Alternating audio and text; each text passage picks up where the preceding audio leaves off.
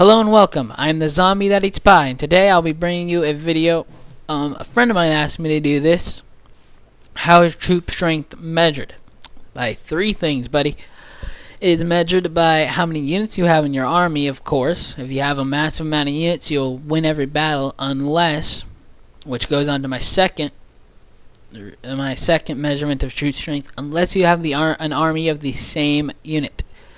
That will fail. They will find out. They will use whatever unit is effective against. Say you have an army of cavalry. They're just going to use hoplites and tear you apart. Hoplites and anything that's good against cavalry, and just decimate you. If you have an army of missilemen, of missile units, archers, spearmen, they're just going to send an army of cavalry and tear through you. If you have an army of infantry, they're going to gun you down. They're going to gun you down from afar using missile units. You have to mix up your numbers. You have to mix up your ranks. That goes to my second part.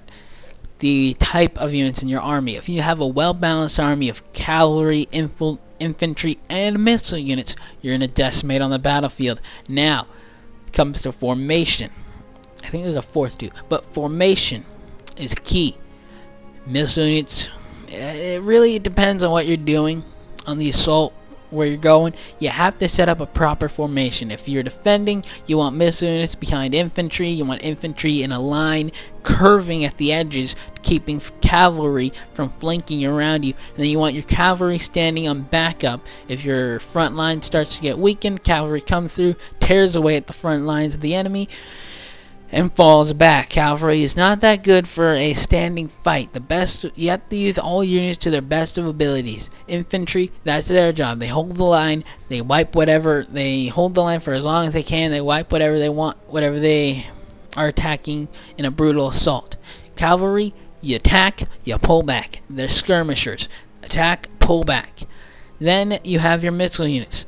Of course, I don't have to spell this out for you. Stay at long range, gun them down from afar, and weaken enemy units. You're not going to kill any. You're not really going to wipe out an army with missile units, but their greatest support. That's their role. They're there to weaken units as they come in. Now, fourth thing. Now, this is only for campaign. The number of finance, the amount of money you're making, judges the amount of units you can have at one time. It doesn't put a limit on, but if you make too many units, you're not going to be able to at one time. And say you're in only the first few turns of the game, you're not going to be able to fund that army. You're going to start failing economically, and your cities are going to start rebelling.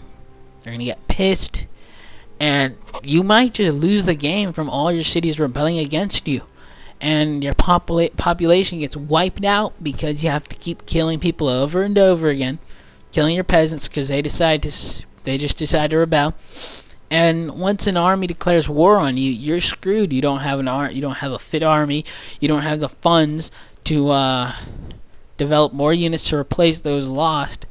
And basically, you gotta have some brains to actually play this game. You gotta be able to think and adjust on the battlefield, and you gotta be able to play it smart when it comes to economy. Certain cities you need to focus on trading.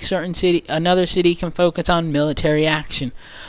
And once that city's done with everything military, and once the other city is done with everything trade-wise, you can swap them out and start building military bases in the trade city, and then trader stations in the military city. You gotta space everything out. Set one city to do one thing, another city to do another, and basically you gotta think. You gotta be able to think and react to changes in the game. And I hope this helped.